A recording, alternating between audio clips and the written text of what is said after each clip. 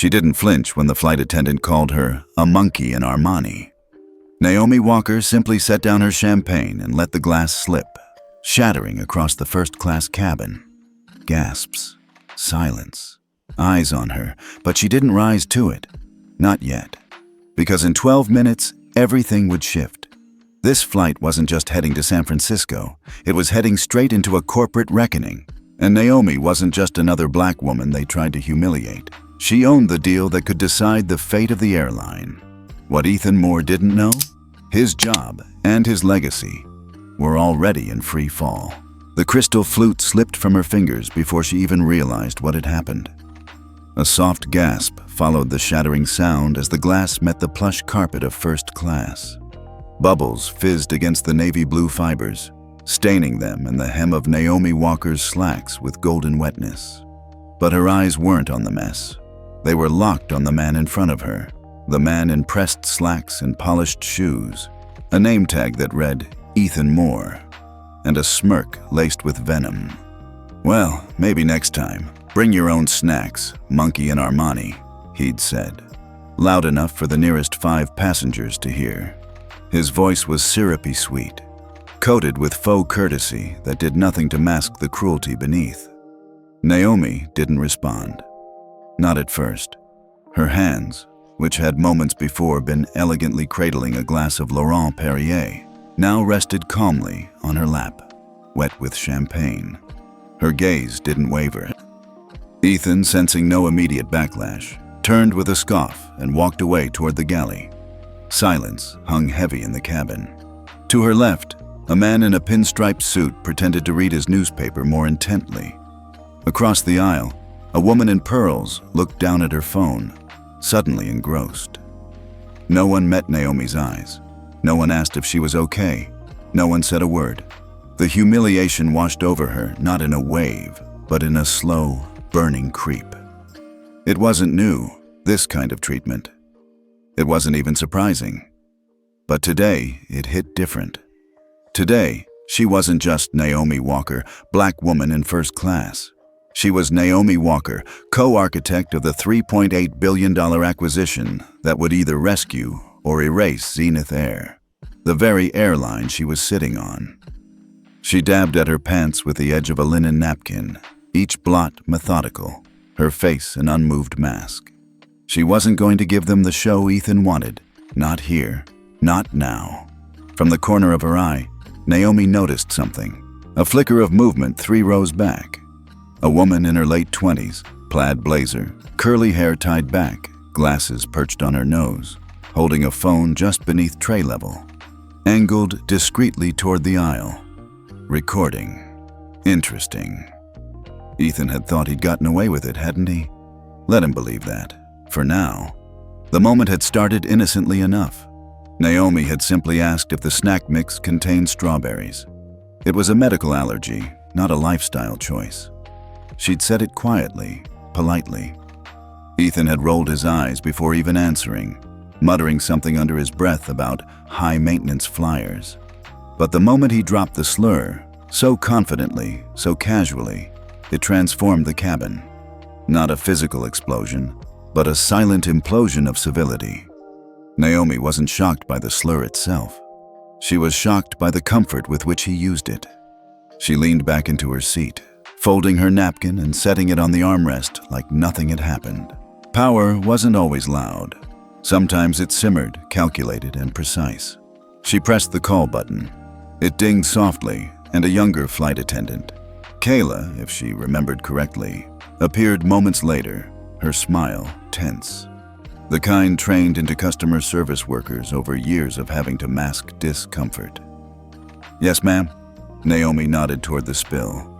"Champagne accident. I'll need a towel." Kayla blinked. "Of course, right away." "And," Naomi added, keeping her voice level, "please let your chief purser know I'd like to file a formal report. Discreetly for now." Kayla hesitated only for a second. "Yes, ma'am." As Kayla disappeared toward the galley, Naomi glanced back again toward the woman with the phone. She had stopped recording and was now typing, fast, probably uploading. Naomi could guess what the caption would be. Something punchy, outrage-worthy. Maybe. Flight attendant calls black woman monkey in first class. Unbelievable. Good. It deserved to be public. Naomi didn't want to go viral. She wanted justice. But sometimes, the first was required to achieve the second. Her phone vibrated on the armrest. Marcus. Landing in 8. Boarding now. She smiled slightly. The first real emotion since the insult. Marcus Walker, her husband and co-CEO of Walker Enterprises, had been delayed with an investor call, but he was now boarding. And Ethan Moore had no idea that in 5 minutes, his world would change. What Ethan saw was a black woman. Well-dressed, confident, but alone. An easy target. What he didn't see was the network behind her. The influence. The quiet power. The champagne had spilled. The silence had fallen. But Naomi was done being quiet. The scent of hospital-grade bleach still clung to her memory like it had to her childhood clothes. Naomi Walker sat motionless in her plush, first-class seat, eyes on the streak of champagne soaking into the carpet. But her mind was miles away. Not in the air, not at 35,000 feet, but grounded.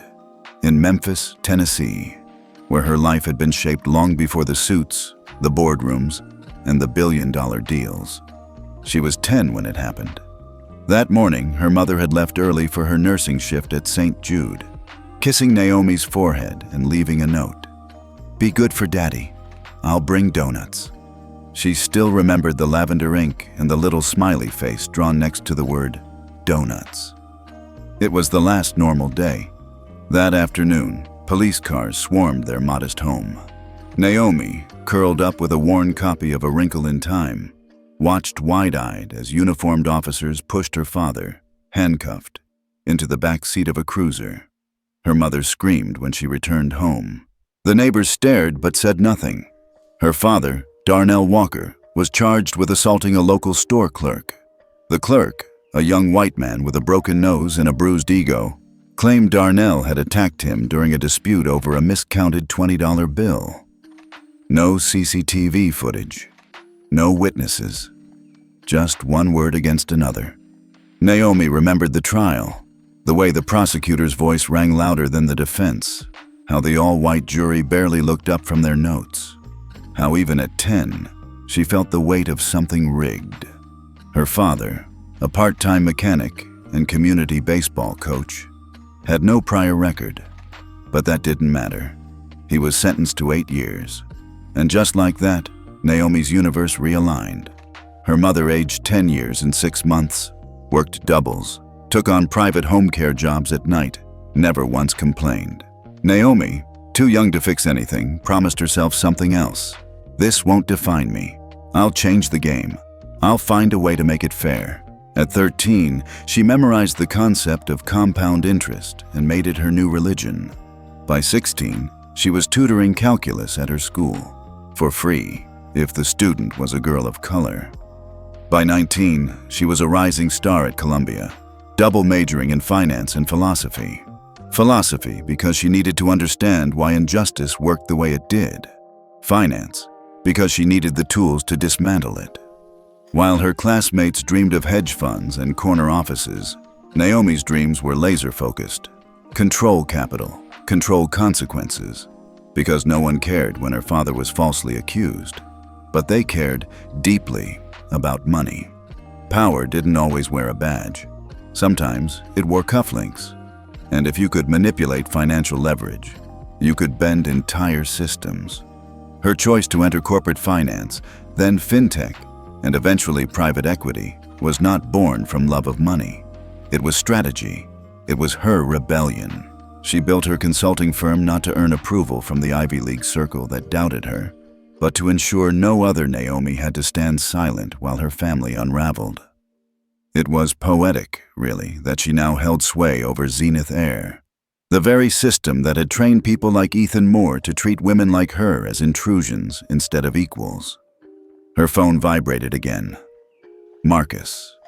Another update, likely. She ignored it, still floating in memory. Her father had been released early for good behavior. He'd become a quiet man, dignified, tired.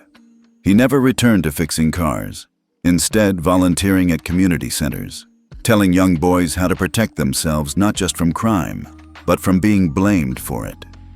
He'd never said it outright, but Naomi knew. He blamed himself for not being rich enough, powerful enough, loud enough to fight the charge. She never blamed him. She blamed the system. And that system, she realized, was vulnerable to disruption, not from within, but from the top. If you could acquire it, reshape it, enforce new rules, you could win on your own terms. That was what this flight meant. That's why she and Marcus had chosen to close the Zenith deal in person. Because this wasn't just about airline profitability, it was about culture, gatekeeping, institutionalized bias. It was about control. Naomi shifted slightly in her seat, the fabric of her suit brushing against the still damp napkin.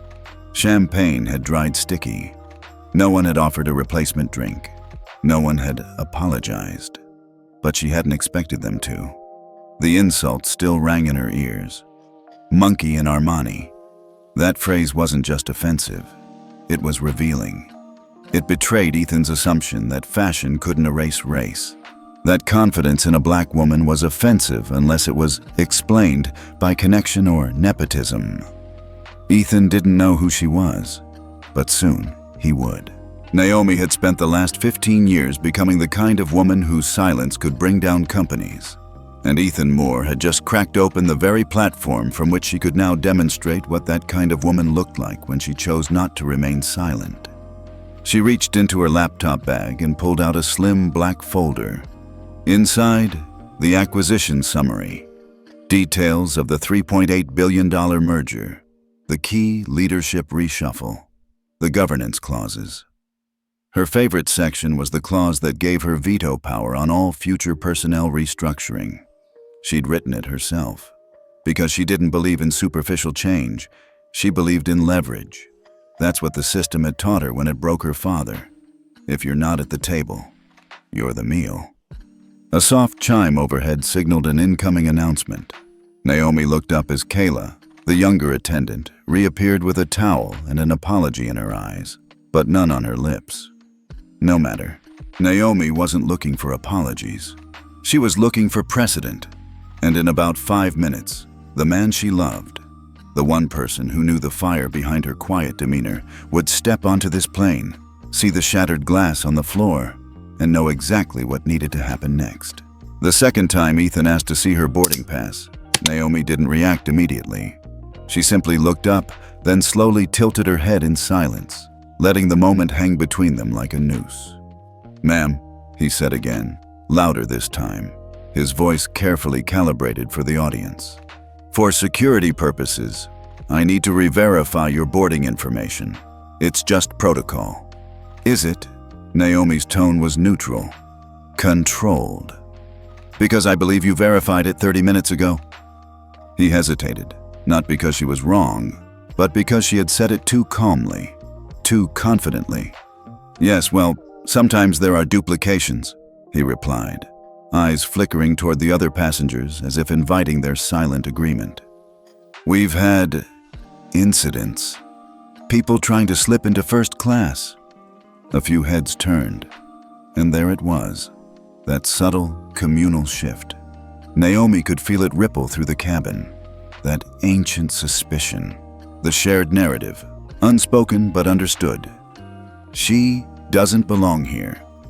The man in 2C lowered his newspaper just enough to shoot a glance in Naomi's direction, then resumed reading. A woman in 1A tilted her phone upward as if preparing to capture a moment, not of the incident, but of what she assumed would be the correction of a misplaced passenger. Naomi felt it all, the quiet judgment, the way eyes didn't quite meet hers but lingered on her skin, her hair, her presence. This wasn't about seating anymore. This was about perception. She sighed softly, reached into the sleek leather pouch beside her, and pulled out the same boarding pass Ethan had already scanned. 2A, she said, handing it over. "Naomi Walker, confirmed, paid and seated since boarding group 1. Ethan took the slip of paper with unnecessary drama, squinting at it like deciphering ancient text. A pause, then a clipped nod. "Thank you," he said, tone dismissive. "Just needed to double-check." He turned away again, leaving the passengers with a false sense of closure, problem resolved, order restored. But as Naomi began to slide the boarding pass back into her folder, a voice from across the aisle cut through the tension. "Excuse me," the voice said. Calm, clear, male. Naomi turned her head, and so did Ethan. The speaker was a man in his early 40s, medium build, dark suit, Asian American. His voice was gentle but firm, the kind that drew attention without needing to raise volume. "I couldn't help but notice," he continued, addressing Ethan directly, "that this is the second time you've questioned that passenger's right to be here. I've been flying Zenith Air monthly for the last 8 years, and I can't recall ever seeing anyone else asked to confirm their ticket twice, especially not in first class." Ethan stiffened. "Sir, I assure you I was just following safety protocol." "Then you must have missed something," the man said. "Because what I just saw didn't look like protocol. It looked like profiling." A few murmurs in the cabin. Ethan's mouth opened, but the man raised a hand before he could speak again. "And for what it's worth," the man added, turning to Naomi with a small, respectful nod. "Ms. Walker has every right to be here. In fact, I know exactly who she is." Naomi blinked, caught slightly off guard. The man reached into his briefcase and pulled out a slim laptop, flipped it open, and turned the screen toward Ethan, though the rest of the cabin could also catch a glimpse. A corporate website, a banner photo of Naomi leading a panel at a global fintech summit.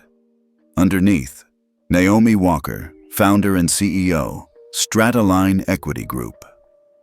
"I work in cybersecurity," the man continued.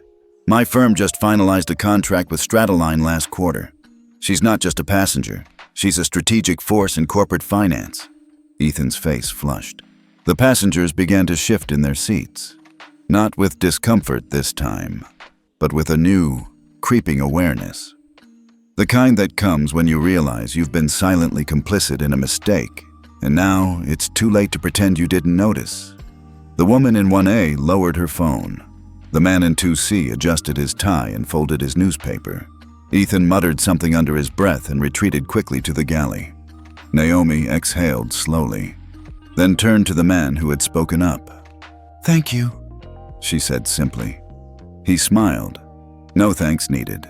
I just don't like watching people weaponize uniforms." There was a beat of silence between them. Then he offered a hand across the aisle. "Daniel Chen, CEO, Vantasek." She shook it. "Naomi Walker. But I guess you already knew that." "I knew the name, not the story, but I think I just got a piece of it." They exchanged a nod before returning to their seats. Naomi glanced around the cabin. People were avoiding her gaze again, but this time for a different reason. Shame, perhaps. Good. Let them sit with it. Kayla returned a few minutes later with a fresh glass of champagne and a soft apology in her eyes. Naomi accepted the drink, but not the apology. She had already moved on. Because in moments like these, rage wasn't useful. What mattered was clarity, memory, leverage. She picked up her tablet, opened the internal draft of the merger document, and highlighted one clause with her stylus. Clause 8.7, Culture Audit and Code of Conduct Enforcement. She made a note in the margin. Ensure protection clauses for whistleblowers. If Ethan thought the story ended with a spilled drink and a cold stare, he was about to learn how wrong he was. Naomi Walker didn't just belong in this seat. She built the kind of future where no one would dare question her again. And if that meant burning down old systems and rewriting the flight manual, then this wasn't just a seat. It was a throne. Naomi didn't flinch. Not when Ethan disappeared down the galley. Not when the murmurs died down. Not even when Kayla returned with a replacement drink, hands trembling slightly, her eyes flickering with something close to guilt. Naomi simply nodded in thanks, accepted the champagne with the grace of someone who knew precisely how to perform composure and how to weaponize it when necessary. Her fingers were steady, her breath slow, But inside her mind, systems were already activating. She set her tablet on her lap, unlocked it with a quick fingerprint scan, and opened an app that looked innocuous. A calendar program synced to her assistant's schedule. To the average onlooker, it was just a series of time slots and color-coded meetings. But Naomi tapped twice in the lower right corner, then held her finger for 3 seconds. A hidden interface slid open. Control Center activated. The app blinked once, then transitioned to a secure communication platform. End-to-end encrypted, untraceable even on Zenith Air's internal servers. She typed a single phrase. Trigger Clause 14A. Escalate silent oversight. Merge visibility at 30%. No one would understand what that meant, except the 5 people waiting on the other side of that message. Her war room. Control Center wasn't some vague advisory group or PR crisis team. It was a multidisciplinary strike unit of legal analysts, risk strategists, behavioral economists, and corporate psychologists who operated like a private intelligence cell. They didn't just manage optics, they shaped outcomes, and they worked for her. Naomi closed the app as quietly as she'd opened it and sipped her champagne, letting the fizzy gold slide down her throat without emotion. Across the aisle, Daniel Chen was back to typing on his laptop, but every so often, Naomi caught him glancing her way. Not out of curiosity anymore, but recognition. He knew she wasn't just someone. He just didn't know how much. That was the twist no one in this cabin, not the passengers, not the crew, and especially not Ethan Moore, was prepared for. Because Naomi Walker wasn't just the wife of Marcus Walker. She wasn't just a CEO, or a founder, or a woman who'd earned her seat. She was a controlling shareholder in Horizon Capital Partners, the private equity firm orchestrating the bailout and acquisition of Zenith Air. Technically, Horizon had a board of managing directors. Officially, it was led by Marcus. But behind the scenes, Naomi held 42% of the internal voting rights, quietly transferred through a series of ownership trusts over the last 4 years. She'd structured it herself, down to the tax shelters and shell holding core buried across Delaware, Luxembourg, and Singapore. Marcus was the face. Naomi was the power. It had always been that way, by design. She didn't need to be seen. She needed to move. And right now, Zenith Air was on the edge of either rebirth or ruin. The airline's legacy was tainted with aging fleets, outdated tech, and, most critically, a culture problem so deeply embedded that HR manuals were practically written in gaslight. Naomi hadn't wanted to take on the project initially. Too messy, too resistant to change, too full of people like Ethan Moore, who could smile to your face while spitting behind your back. But Marcus had convinced her. He believed the industry was due for reckoning, and that Zenith could be the example, if they could do it right. If. Today had become the test, and Ethan Moore had failed spectacularly. Her phone buzzed once. An incoming reply from Control Center. Confirmed. Oversight escalation protocol in motion. Background scan on Ethan Moore initiated. Behavioral record from last 24 months incoming. Possible pattern of conduct. ETA, 2 mins. Naomi leaned back slightly, eyes on the cabin ceiling. Ethan didn't know it yet, but he was already under review. Not by HR, not by flight operations, but by a system he had no idea existed. One designed to identify patterns, not incidents. Systems that exposed rot, not just bruises. She checked her watch. Marcus would be boarding any minute now. She pictured his face when he saw the shattered champagne glass, the cocktail napkin still damp against her suit, the tension in her shoulders that she hadn't let anyone else see. He would know. Marcus was brilliant in meetings, decisive in crisis, charismatic in interviews. But his greatest skill was reading Naomi like a pulse. If he sensed even a flicker of fury beneath her exterior, he'd act accordingly.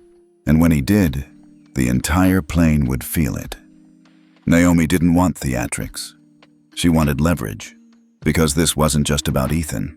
It was about the reaction of the crew, the silence of the passengers, the latent culture that allowed a slur to hang in the air like a routine exchange. She needed to know what else Zenith Air was hiding. The tablet buzzed again. Another message from Control Center. Background scan results. Ethan Moore, 3 prior complaints filed. All internally marked resolved. No further action. 2 from cabin crew, 1 from passenger. Patterns noted. Targeted re-verification requests to POC passengers. Inappropriate language flagged by crew logs. 1 unfiled complaint informally recorded via internal email. Naomi stared at the screen. 3 complaints. Buried and still flying. She knew this type of rot. Knew it well. It was never just one bad actor. It was the ecosystem that fed him, protected him, normalized him. She made another quick note in her tablet. Clause 16C. Demand full incident log audit. Include informal channels, email, internal chat, shift debrief. Then she added, priority action, leadership accountability tracing, who signed off on complaint closures. She didn't need to raise her voice to create noise. The system would do it for her. Across the aisle, someone sneezed. Naomi looked up. The flight was normal again, calm, civil. But the ground beneath Zenith Air had already shifted, because Naomi Walker had made her call, and no one had even heard her dial. The moment Marcus Walker stepped onto flight Z412, the cabin pressure changed. Not the mechanical kind, but the psychological shift that occurs when someone of undeniable presence enters a room. He was tall, 6'3", with the effortless confidence of a man used to owning boardrooms and battlefields alike. His tailored charcoal suit draped over his frame with quiet precision, his tie knotted neatly, shoes polished to a subtle shine. But his eyes, usually warm and patient, were scanning the space like a threat detection system. And then he saw it, the champagne stain, a jagged splash of gold and glass at the base of seat 2A, Naomi's seat. His wife sat perfectly composed, legs crossed, tablet resting on her knee, the corners of her lips held in a line too firm to be casual. Her suit jacket was still damp at the hem. Her glass was half full, untouched. Something was wrong. He moved down the aisle, offering a clipped nod to the flight attendant who greeted him without recognition. Mr. Walker, you're in 2B today. I'm aware, Marcus said calmly, eyes already on Naomi. Thank you. When he reached her, he didn't speak. He just paused, studying the scene. The shattered glass still visible near the edge of the seat. The scattered glances from passengers who suddenly seemed hyper-interested in their seatbelts. Naomi looked up. Just one glance. Marcus understood everything. Do I need to call control? He murmured under his breath as he placed his carry-on in the overhead bin. Naomi shook her head once. Already activated. That was all he needed to hear. He sat beside her, adjusted his cuffs, and pulled out his phone. Notifications lit the screen. Group texts from investors, calendar alerts, a ping from the family group chat. But one notification stood out. Reddit, r corporate exposed trending post. Racist flight attendant calls black woman monkey in Armani. Marcus tapped it open. The video was grainy but clear. Naomi's voice, calm and measured. Ethan's sneering remark. The audible gasp from somewhere behind the camera, and the perfect cinematic sound of shattering crystal. It had already been reposted over 600 times. Comments flooded the thread. How is he still employed? Sue the airline into the ground. Naomi Walker? Is that the Naomi Walker? Zenith about to learn today. He looked at Naomi. It's out. She didn't flinch. Let it spread. 2 rows behind them, someone's phone chimed. A soft gasp followed. The wildfire had started. Marcus leaned toward her slightly. Damage containment? Too late for containment, she replied. We go full exposure, systemic pattern, full audit, leverage the board. He nodded, proud, angry, focused. Across the aisle, passengers shifted, murmuring softly. A woman whispered to her partner, who nodded with wide eyes. Someone else tried to slyly take a photo, but what no one noticed was the man watching from the jump seat near the galley. Uniformed like the others, but with a different tension in his frame. His name tag read T. Dunn, a senior cabin steward, off duty today but flying jump seat to reposition for his next route. He hadn't moved since Marcus boarded, hadn't spoken, just observed. His jaw was tight, his eyes unreadable, because 6 years ago, Timothy Dunn had been named in a civil complaint filed by one Naomi Walker, then still in her late 20s, after an incident during a transatlantic flight on a different airline. Naomi had accused him of racial targeting after he downgraded her seat without cause, citing system disruption. She'd spent the entire flight squeezed in economy, while 2 empty business seats remained unassigned. She'd filed, followed through, and won. The case had gone nowhere publicly, settled in arbitration, but it had been a career stain for Dunn, who transferred airlines quietly the following year. And now here she was again, same poise, same silence, same unshakable presence. He remembered her eyes, sharp, unmoved, like now. He clenched his jaw tighter. The whisper campaign had already started among the crew. Ethan had retreated to the galley, face pale, jaw locked. He was furious, but not at Naomi. No, Ethan was furious because he was losing control, and Dunn was watching it all.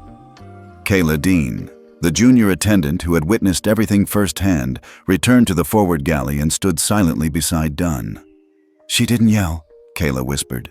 "She didn't even flinch." "She doesn't need to," Dunn replied, voice low. "She's already winning." Kayla glanced at him. "What's going to happen?" He didn't answer, because deep down, Dunn wasn't sure. Part of him wanted to believe Ethan would be held accountable. The other part knew how many complaints got buried, how many were handled internally, how many women like Naomi were told they were overreacting. But this was different, because Naomi hadn't come alone. She'd come with power, real power. Dunn checked his phone. A message from another crew member flashed across the screen. "Bro, we're on Reddit. It's going viral. Pax in 2A is Naomi Walker. The Naomi Walker." He swallowed hard. So that's who she was now. CEO, financier, architect of mergers that could make or break entire industries. And he, once her adversary, now an accidental witness to her ascension, was watching from a jump seat. The captain's voice crackled over the intercom, breaking the silence. "Ladies and gentlemen, thank you for your patience. We'll be departing shortly. Please ensure all carry-ons are stowed and devices are in airplane mode." Standard announcement. Ordinary words. But nothing about this flight was ordinary anymore. As Marcus slid his phone into his breast pocket, Naomi leaned slightly toward him. "He's here," she said, almost a whisper. "Who?" She nodded toward the galley. "Timothy Dunn, jump seat." Marcus's jaw tightened. "You want me to—" "No," she said. "Let him watch." And so he did. As the aircraft pulled away from the gate, a storm was already brewing. Not outside the plane, but within its pressurized walls. A reckoning was coming, and everyone on board was about to feel it. Marcus Walker didn't waste time. As soon as the aircraft began taxiing toward the runway, he tapped open his secure call interface and navigated to a single contact. Harold M. Langston, CEO of Zenith Air.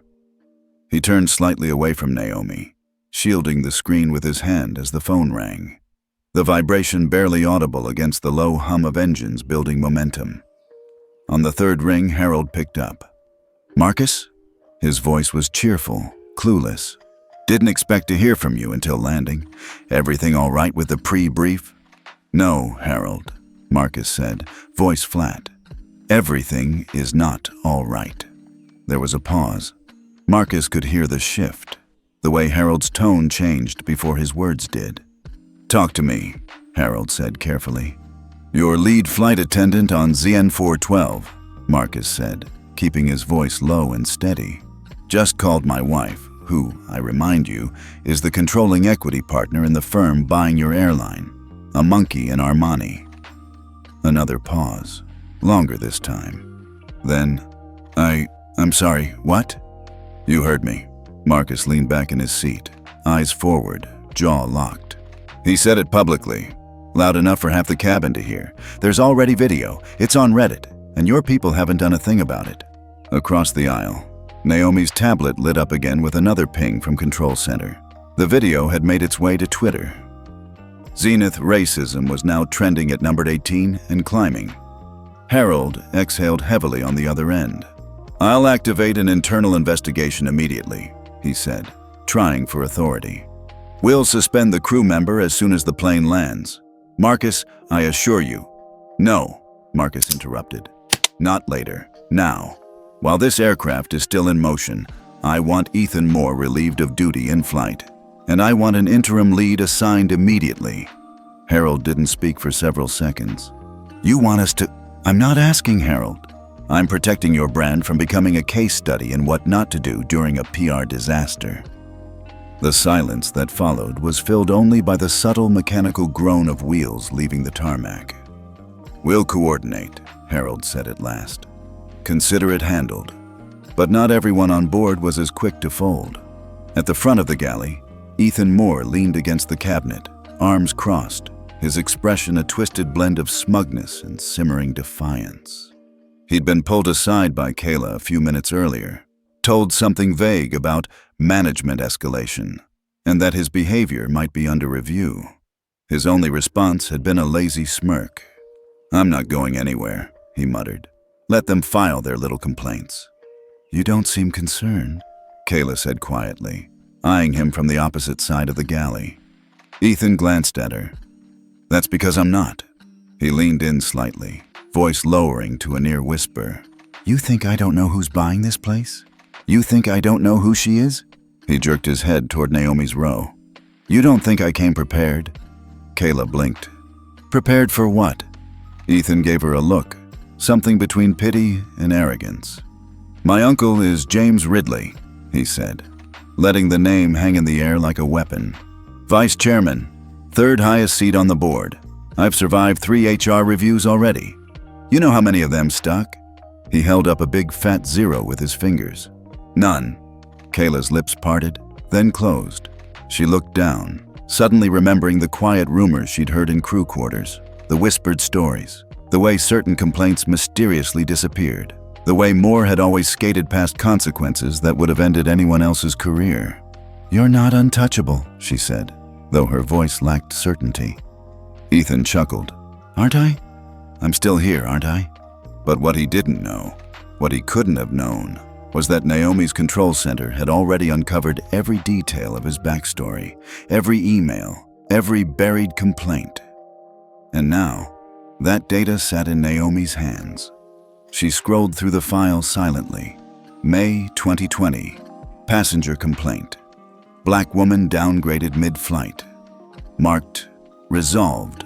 Guest misperception. September 2021. Flight attendant complaint. Ethan made racially charged jokes in staff lounge. No follow-up. Jan 2023. Incident with a South Asian passenger over random ID check. Deemed inconclusive by HR. All 3 files had been signed off by James Ridley, with no action necessary noted in the final remarks. And now Ethan had said it out loud to a fellow crew member, on a flight carrying the 2 people with the authority to change the entire game. Naomi closed the tablet and looked at Marcus. He's protected, she said. Marcus nodded slowly. Not for long. Back in the cockpit, the first officer received a ping from ground control. A message flagged urgent. Reassign lead cabin duties. Immediate. Ethan Moore to be removed from service upon arrival. Captain Foster read the message, then exhaled. About damn time, he muttered. He handed the instruction to Kayla. Tell Dunn to take lead for the rest of the flight, he said, and keep Ethan out of the cabin. Kayla nodded and moved quickly. Ethan didn't argue when she returned to deliver the message. He smirked again, as if to say, this won't stick either. But a flicker of unease passed through his eyes as he noticed Dunn, already adjusting his tie, taking control. Something had shifted. Something had pierced the veil. Because what Ethan didn't realize, what James Ridley hadn't planned for, was that Naomi Walker wasn't just a passenger with power. She was a tactician. And this wasn't a complaint. It was the beginning of a purge. The name dropped like a silent bomb. "Mr. and Mrs. Walker," Captain Foster said, voice low and measured as he stepped into the first-class cabin. "We've reassigned cabin lead duties. On behalf of the crew, I want to apologize for the incident earlier. Please let us know if there's anything we can do to—" Naomi looked up. "I think it's time you knew who we are." Foster blinked, surprised by the interruption. Marcus, seated beside Naomi, nodded once. "My name is Marcus Walker," he said clearly, rising slowly. "Co-founder and managing partner of Horizon Capital Partners." A hush fell over the cabin. Passengers turned, curious. The name wasn't unfamiliar, especially to the business travelers up front. Horizon Capital was everywhere. Energy, telecom, even pharmaceuticals. A few jaws dropped, but Naomi wasn't finished. "And I'm Naomi Walker," she added, rising beside her husband, "CEO of Airline Group and primary equity partner in Horizon." The words landed with force. Now the whispers became audible. "That's them? Wait, like those Walkers? Oh my God." Captain Foster stood straighter. "You're the acquisition team." "No," Naomi corrected gently. "We are the acquisition." Gasps. Audible now. Confirming the rumors, the suspicions. People fumbled for their phones, fingers flying. But most weren't fast enough, because the internet was already ahead of them. Reddit was on fire. Twitter, or rather, X, was exploding. The video had made its way to Facebook, TikTok, and LinkedIn. Memes were forming. Headlines were updating in real time. One tweet had gone particularly viral. "Zenith flight attendant calls passenger monkey in Armani. Turns out passenger owns the airline." Let that sink in.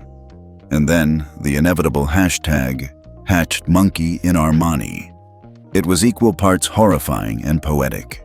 Naomi didn't love it, how quickly the slur had become a punchline, but she understood the power of virality. If people were going to talk, let them talk loudly. "Ms. Walker," Captain Foster began. "I didn't realize." "You weren't supposed to," Naomi replied, calm as ever. "I don't walk onto planes expecting red carpets. I expect professionalism, basic respect." Foster nodded. "Yes, ma'am. And I'm sorry you didn't receive that." "Your apology is noted," she said. "Now let's ensure the rest of this flight is uneventful." Foster excused himself. The cabin began to buzz, not just with talk, but with reevaluation. Eyes that had once judged Naomi for daring to belong now avoided hers in shame. A few passengers, especially those who'd stayed silent earlier, looked like they wanted to disappear into their headrests. But one man didn't look ashamed. He looked stunned. Timothy Dunn, now acting cabin lead, stood stiffly near the galley, frozen in realization. Naomi Walker, the same Naomi who had named him in that civil suit. The one he'd written off as a problem, a career roadblock. A woman who'd nearly ended his path in aviation. And now she was his employer. A deep, sinking chill settled in his chest. Naomi caught his eye. He dropped his gaze. Marcus leaned toward Naomi as they retook their seats. "It's spreading faster than we projected." She nodded, opening her tablet again. "Control Center just confirmed trend escalation. Press calls are starting. Horizon's public relations team is preparing a statement."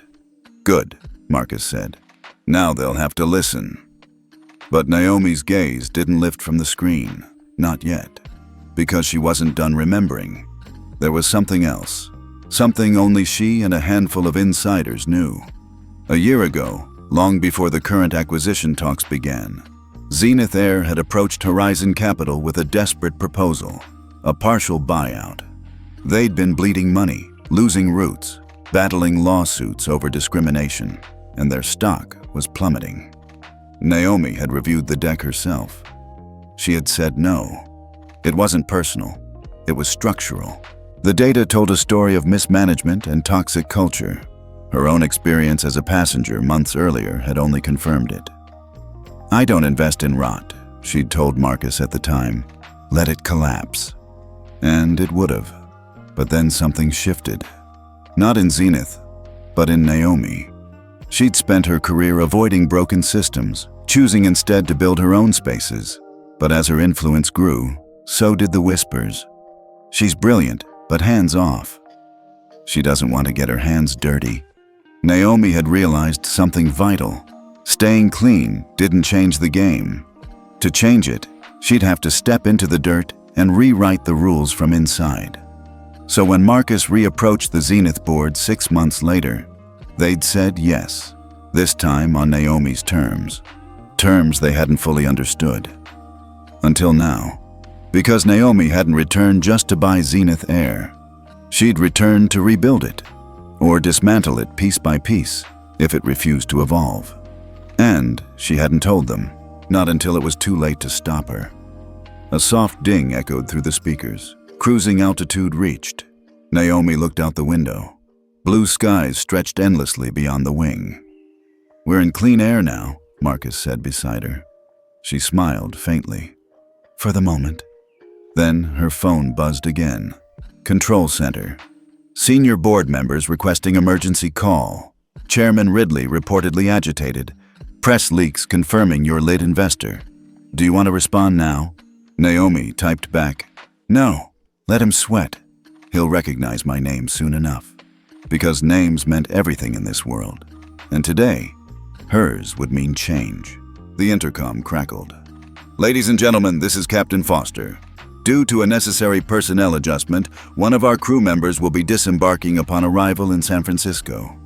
We apologize for any inconvenience and appreciate your understanding." There was no name, no explanation. But everyone in first class knew exactly who the message referred to.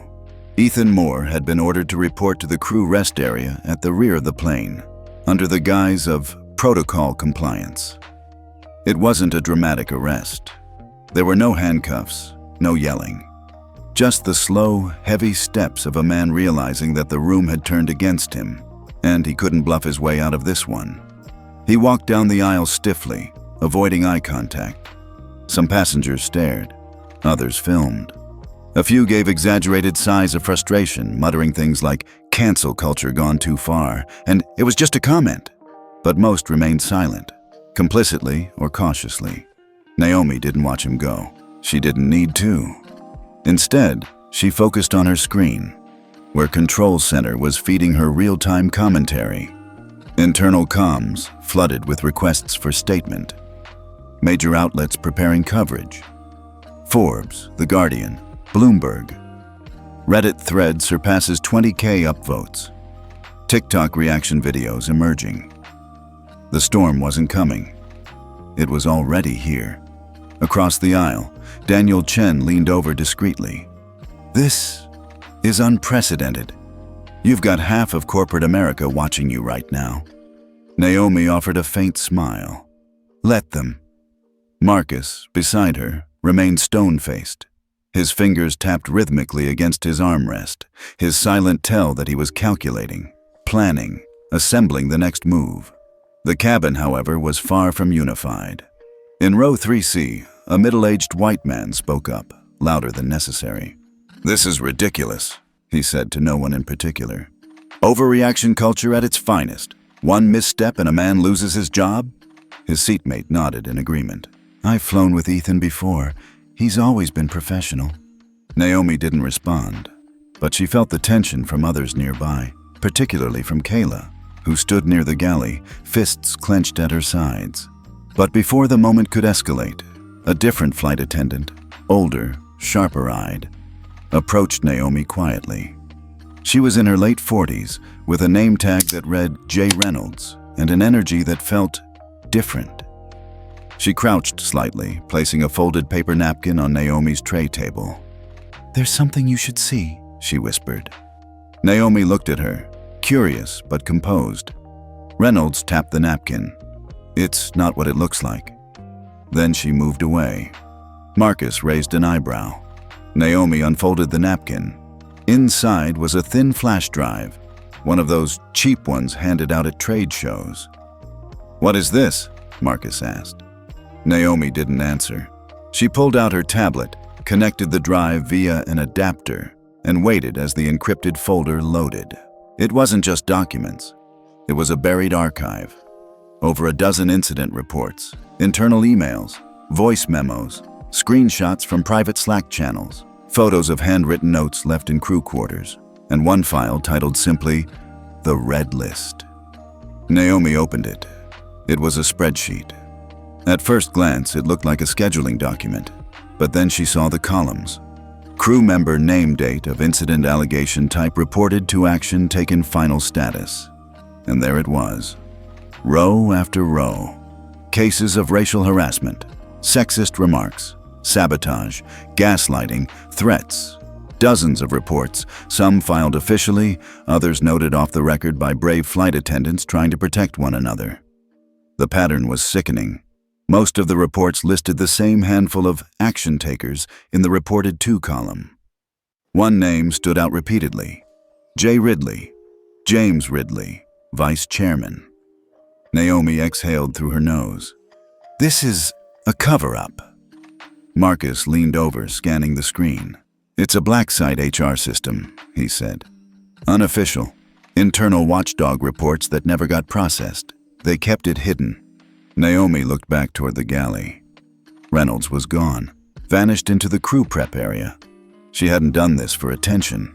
She'd done it because she knew. And she'd waited for the right person to give it to. Marcus tapped one particular row. "Look at this, Ethan. 3 flagged incidents, all marked as reviewed, no action." Naomi nodded. "Buried. Buried by family," Marcus added. "Nepotism and systemic rot." She sent a silent message to Control Center. "Initiate Red List protocol. Secure and mirror data. Prepare for legal discovery." Then she added another. "Launch Phase 2. Leadership accountability. Prioritize Ridley chain." Across the cabin, the murmurs hadn't stopped. One woman was defending Naomi openly now, explaining the concept of institutional racism to the man from 3C, who seemed to grow redder by the second. Kayla stepped forward, offering them coffee just to break the tension. Meanwhile, Naomi quietly activated her dictation tool. "This is Naomi Walker, recording incident chain log, Zenith Air Flight ZN412. Evidence recovered of systemic concealment of misconduct and harassment complaints. Implication of executive-level suppression confirmed. Preliminary data validates Phase 2 escalation." She ended the recording and encrypted it. Names were falling. Not just Ethan, not just Ridley, but everyone who'd held the red pen that wrote, "No action necessary." The documents didn't lie. They never did. Naomi sat silently in her first-class seat, tablet in hand, champagne long forgotten. Around her, the buzz of the cabin had settled into a strange, anticipatory quiet, like everyone knew something was happening but couldn't quite put their finger on what. They didn't need to. She was building something quietly, piece by piece. The spreadsheet from Reynolds' flash drive wasn't just damning. It was surgical. Every row meticulously detailed patterns that Naomi had spent her career identifying from the outside. Only this time, the infection was internal, rooted, protected. 9 names stood out. 9 employees, flight attendants, ground crew, even a co-pilot, who had all left Zenith Air under vague circumstances. Resignations, relocations, early retirements. But every one of them had one thing in common. They had filed or tried to file a complaint against a superior for racially or sexually biased behavior. Some of the cases had been quietly closed within weeks. Others never even made it past an informal chat with HR. 2 of the names had notes next to them. Reported twice, targeted by scheduling changes. Offered severance to drop complaint, declined. Transferred to overnight shifts until resignation. And then there was the final name on the list. Elijah Ross, former senior technician, filed complaint against management for targeted racial language and sabotage of advancement. Left 6 months ago. No settlement. No official reason logged. Naomi tapped the name. A secondary document opened. An internal memo chain, buried deep. It had passed through 3 departments: HR, legal, and finally, the office of the CEO. The final note read, E. Ross, no follow-up needed. Language non-discriminatory under policy review. File closed. Authorized by HML. Naomi's chest stilled. She stared at the initials. Not some faceless middle manager. Not an HR director, not even a board committee. Harold M. Langston, CEO of Zenith Air. The man who, just hours ago, had promised on the phone to take swift action. The man who had smiled across boardroom tables and pledged a culture reset. The man who'd shaken Marcus's hand and called Naomi a visionary partner. He was the one who closed the file. Naomi didn't blink, didn't gasp. She simply exhaled, and everything inside her sharpened. The broken engine wasn't Ethan Moore. It wasn't Ridley's boardroom power games. It wasn't even the Red List itself. It was Harold. He was the rot, the one who built a pipeline of silence and called it structure. She turned to Marcus, who was already reading over her shoulder. He didn't ask for confirmation. He'd seen enough. Unbelievable, he muttered. He signed it himself. Of course he did, Naomi said coldly. That's why the culture never changed. He was never trying to change it, just contain it. Marcus leaned forward, whispering, We go public now? Naomi shook her head. Not yet. We go strategic. She typed quickly. Control Center. Confirm HML identity from Ross file. Cross-check with all closed cases from last 24 months. Flag for legal escalation.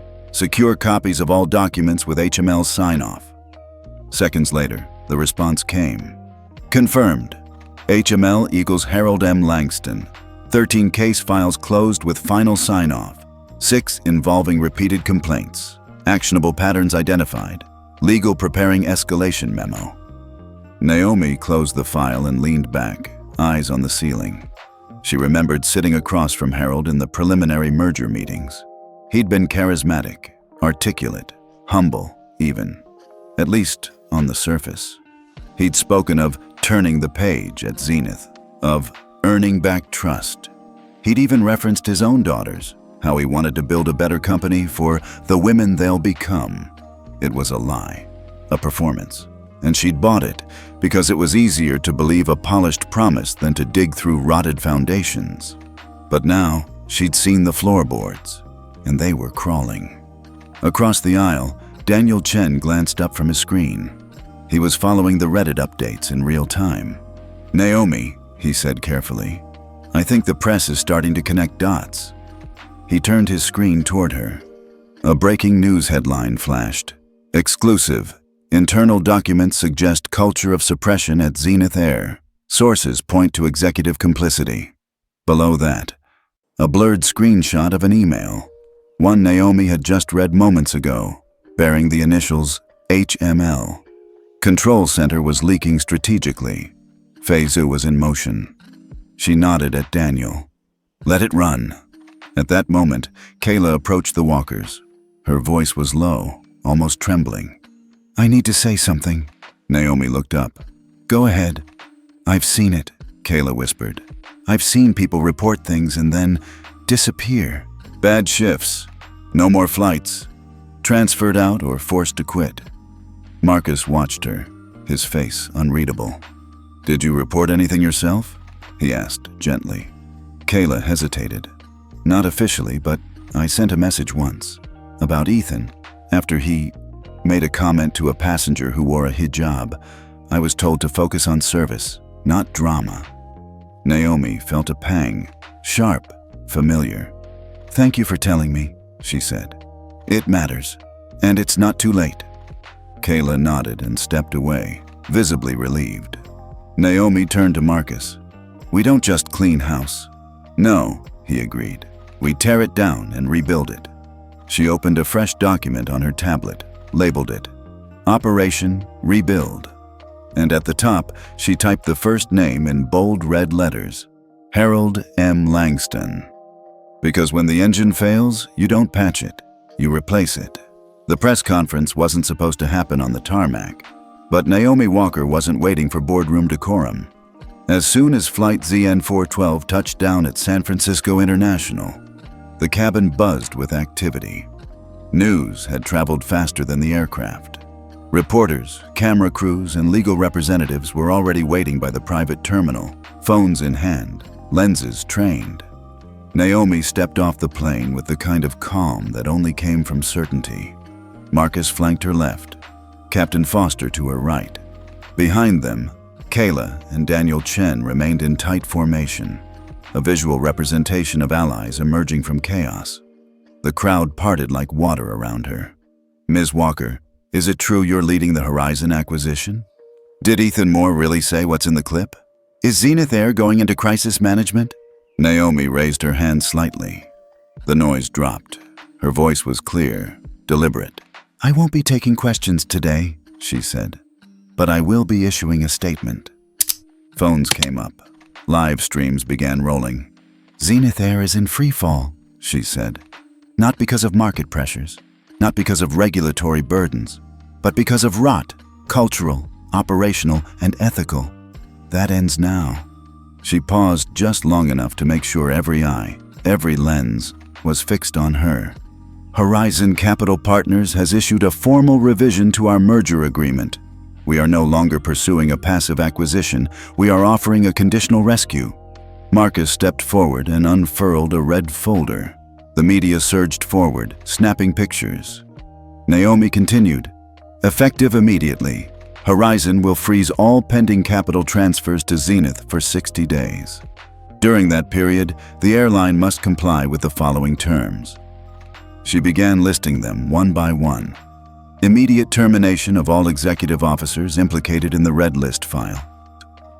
A third-party audit of all harassment complaints filed over the last 10 years.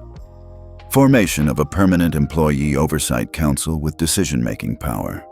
Public disclosure of all internal disciplinary policies and outcomes moving forward. Installation of a new CEO with no prior ties to the current Zenith board. If these conditions are not met within 60 days, Naomi concluded, Horizon will withdraw from the acquisition and issue a public statement advising all institutional investors to divest. Silence. The only sounds were camera shutters and the wind ruffling the papers in Marcus's hand. Then, chaos. Executives from Zenith, who had just arrived in their sleek black sedans, were blindsided. Harold Langston hadn't even made it to the curb before a reporter shoved a mic in his face. Mr. Langston, are you resigning? Did you authorize the suppression of harassment reports? His face, usually smooth with confidence, twitched. No comment. But the comment had already been made. Inside the VIP terminal, the emergency board meeting had already begun. Naomi and Marcus arrived 15 minutes later, flanked by security and counsel. The atmosphere was thick. Half the room was red-faced with panic. The other half stone-cold with calculation.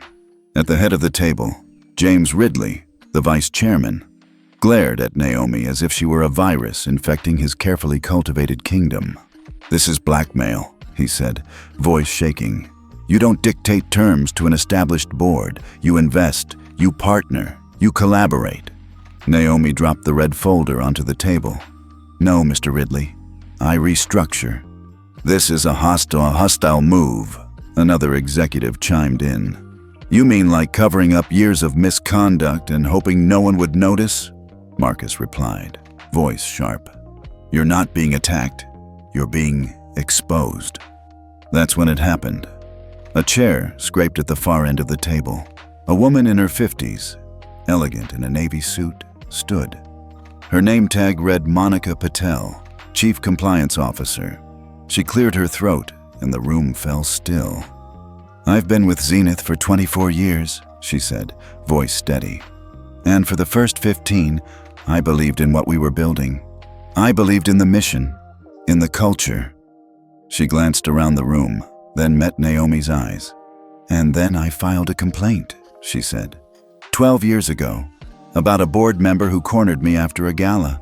I was told to let it go if I wanted to stay on track. The room froze. I let it go, Monica said, her voice cracking just slightly. And I've regretted it ever since. Until now. She looked at Naomi, then Marcus. I support this proposal. I support this restructure. I support this woman who dared to fly first class without asking for permission. The silence broke. 2 more board members nodded. One reached for a copy of the proposal. Ridley looked stunned, betrayed. You don't understand what this will do to our stock, he snapped. The market already knows, Naomi cut in. They're watching, and they're deciding right now if Zenith is a dinosaur or a phoenix. Harold Langston entered the room, late, breathless. I won't step down, he announced, before anyone could speak. Naomi turned to him. You already have, she said. You just don't know it yet. Marcus slid another document across the table. It was a resignation agreement, already signed by the other key stakeholders who held majority voting shares, thanks to Naomi's behind-the-scenes maneuvering. This is a coup, Harold said, nearly shouting. No, Naomi replied. This is a rebirth. It wasn't a press conference. There were no cameras, no polished sound bites, no headlines waiting to be born. Just a quiet room in a maintenance hangar at the edge of the airport, far from the flash of executives and shareholder decks. That was exactly how Naomi wanted it. She sat in a semicircle of folding chairs surrounded by the very people the system had discarded, former employees of Zenith Air. Some wore old uniforms, others came in plain clothes, but all of them carried the same weariness in their eyes, the kind you don't get from turbulence, but from survival. There were 12 of them, former flight attendants, mechanics, engineers, and 1 retired pilot. Each had responded to a private message Naomi had authorized Control Center to send just days earlier. You were never the problem. We're building something new. Come speak. The room was still when Naomi stepped to the center. She didn't offer a speech. She simply sat down and said, I'm listening.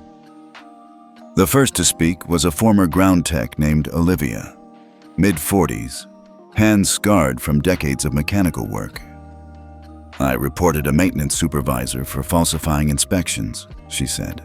He called me emotional and said I was trying to get attention because I was divorced. I was transferred within 2 weeks. Eventually, I just stopped fighting. Next was Kenneth, a soft-spoken baggage manager with a stutter. I wrote an email about a colleague who kept making jokes about Asian passengers. HR responded with a warning, for me, said I was disrupting morale. A few heads nodded. Shared pain made the air feel heavy, but also honest. Then came the twist of the knife. A man in the back stood up. He was tall, brown-skinned, with a Zenith mechanics jacket that looked a size too big. My name's Jorge, he said. I was a systems engineer. I filed a complaint 3 years ago. It went nowhere. I didn't know who Naomi Walker was back then, but I followed what happened on that flight. And I realized, he looked straight at her, we don't need another CEO. We need someone who remembers what it feels like to be quiet and still choose to speak. The room went still. We don't need anyone to lead us, Jorge added. We just need someone brave enough to say what the rest of us couldn't. Naomi felt the weight of that settle in her chest. It was heavier than any boardroom document, any balance sheet, and it was the exact moment she made her decision. She stood slowly, looking around at every face in the room. You've all been silenced in one way or another, she said. Intimidated, transferred, worn down, pushed out. And the worst part is, this isn't unique to Zenith. It's industry-wide. A quiet epidemic. She paused. No one looked away. Well, I'm done being quiet too. She pulled a document from her bag and passed it around. 1 copy, 1 page. Clear, unambiguous text. The Aviation Whistleblower Protection Act, AWPA, Private Sector Charter. It was a voluntary charter drafted with Horizon Capital's legal and ethics team. It outlined protections for whistleblowers in the aviation industry, not only within Zenith, but across every Horizon-invested airline and partner company. It included guaranteed anonymity anti-retaliation clauses, independent review boards, real-time transparency reporting, psychological support for whistleblowers. Naomi looked up as they read. This will be attached as a clause to every future acquisition or investment we make. If a company wants our capital, they adopt this. No exceptions. The silence turned electric. Jorge exhaled slowly. Olivia blinked back tears. Finally, someone whispered. Someone did it. It's not perfect, Naomi admitted. And it doesn't erase what happened to any of you, but it makes sure the next Olivia, the next Kenneth, the next Jorge doesn't have to choose between survival and integrity. A knock on the side door broke the moment. It opened to reveal Maya Wilson, the employment attorney who'd stood up on Naomi's flight. She stepped in, holding a briefcase. Sorry to interrupt, she said, but I got your message. Naomi smiled. You're right on time. Maya walked to the center and clicked open her case, revealing a stack of legal packets. We're forming a coalition, she said. A cross-company alliance of legal experts and former employees who'll help implement and defend the AWPA. We'll provide legal support, document pathways, and testimony guidance. One of the older men in the back, Samuel, a retired pilot, nodded. I'll volunteer. I've got time and stories. Me too, said Olivia. Maya smiled. Then we begin now. Naomi glanced at the far wall where someone had hung an old Zenith logo, faded, barely clinging to the corner. She stood and walked to it, then gently pulled it down. We're not fixing what was broken, she said. We're building something entirely new. That night, the story broke. It wasn't just another flight scandal. It wasn't just another CEO statement. It was the announcement of the first private sector whistleblower charter in aviation history. By morning, 3 airlines had reached out to Horizon for inclusion. By afternoon, Naomi's inbox overflowed with anonymous stories, some heartbreaking, some infuriating, all ready to be heard. And Naomi? She wasn't giving speeches. She was answering them, one by one, because power didn't always roar. Sometimes, it whispered first, and then rewrote the rules. The ballroom was unlike anything Zenith Air had ever used for corporate announcements.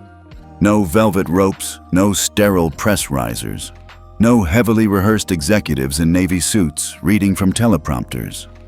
Instead, the stage was simple. Sunlight poured through massive glass windows, illuminating a sleek wooden lectern carved with the words, "Voices in the Sky." Behind it, the new Zenith Air logo. Modern, inclusive, rebranded with the quiet strength of change, stood as a banner of transformation, not branding. Naomi Walker adjusted the microphone, standing before a crowd of nearly 400 students, educators, community leaders, employees, and former whistleblowers, now proudly visible for the first time. 6 months. That's how long it had been since Flight Zen 412. 6 months since Ethan Moore called her a monkey in Armani. 6 months since Harold Langston stepped down in a boardroom surrounded by shame. 6 months since Naomi and Marcus rewrote the merger contract in red ink and ethical clauses. And now, the industry was different. Naomi took a breath and began. Good morning, she said, her voice clear and unshaken. I'm Naomi Walker, and today, we launch a program that should have existed decades ago. Applause echoed softly. Voices in the Sky isn't just a scholarship, she continued. It's a statement. It's a commitment to ensuring that the future of aviation is not shaped only by those who look or think a certain way, but by those who have been silenced, overlooked, or pushed out before they could even take flight. She paused, scanning the room. In this first cohort, we're awarding full-ride scholarships to 50 students from underrepresented communities, covering tuition, training, mentorship, and guaranteed employment pathways. Not because it's charity, but because it's justice. More applause now, louder. Among the seated recipients were young black women, first-generation college students, a son of refugees, and a young indigenous woman who'd grown up watching planes take off over her reservation, dreaming she could one day be in the cockpit. Naomi looked directly at her and smiled. "This," she said, "is the future." To her right, Marcus stood with arms folded, pride radiating from his quiet stance. Behind him sat Captain Foster, now Director of Flight Operations, Kayla, now Head of Ethics Training, and Maya Wilson, now General Counsel of Zenith Air's Workplace Justice Division. Not present, nor mentioned, was Ethan Moore. He had quietly resigned months ago after failing to secure employment at any major airline. His attempts to reframe the incident as a misunderstanding hijacked by cancel culture had floundered in public opinion. His name became synonymous not with professionalism, but with the end of unchecked impunity. Harold Langston's story followed a similar arc. After resisting the terms of his resignation for several weeks, he stepped down quietly following pressure from Horizon Capital and internal whistleblower leaks. The internal audit Naomi launched revealed a trail of misconduct and suppression stretching back nearly a decade. But today wasn't about either of them. Today was about legacy. Naomi stepped away from the microphone and walked toward a single chair at the center of the stage. She didn't sit. She stood behind it, hands resting lightly on the back. "When I boarded that flight 6 months ago," she said, "I intended to finalize a deal. A clean, calculated, professional acquisition. I didn't intend to make noise. I didn't want a stage. I certainly didn't want to go viral." Soft laughter rippled through the room. "I was prepared to walk away from the Zenith deal," she continued, her voice growing softer but no less resolute. "In fact, I almost did, because what I saw on paper was a company too broken to fix, too stubborn to change." A pause. "But then," she said, eyes scanning the audience, "I met the people they tried to silence. I saw the quiet acts of courage, the Kaylas, the Fosters, the Mayas, the Jorges, and I realized I wasn't there to save Zenith for them. I was there to save it for you." That landed like a stone dropped into still water. For the ones who whispered truth when shouting would have cost them everything. For the ones who left because no one listened, and for the ones who stayed, hoping someone eventually would.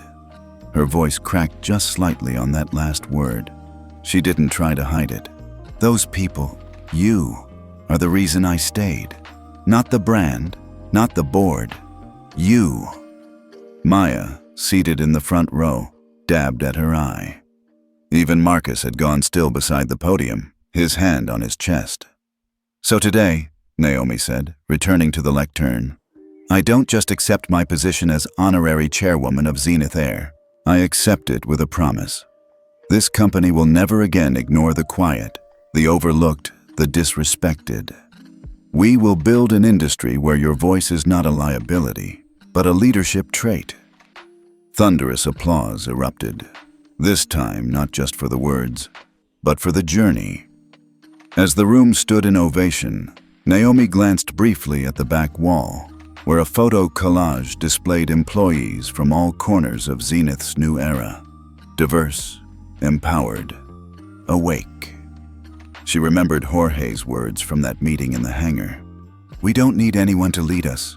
We just need someone who remembers what it feels like to be quiet." She had never forgotten, and now the silence was over. Later that evening, as the event wound down and the scholarship recipients mingled with mentors and executives, Naomi stood at the edge of the room, watching it all unfold. A young man in a navy blazer approached, one of the recipients. "Ms. Walker?" he asked nervously. She turned. "I just wanted to say, my mom used to be a flight attendant. She left Zenith years ago because of things no one believed. She got a letter last week, said she's eligible for a settlement. She cried, not for the money, but because someone finally said she mattered." Naomi's throat tightened. She nodded. "Tell her I said thank you," she whispered. He smiled. "She said the same to you." As he disappeared into the crowd, Naomi glanced at the banner again. Voices in the sky. For years, those voices had been drowned out by engines, buried beneath red tape and retaliation. Not anymore. Now, they would be heard. And as Naomi walked quietly from the stage, the sun setting behind her, the sky above the airport was lit not just by planes, but by purpose.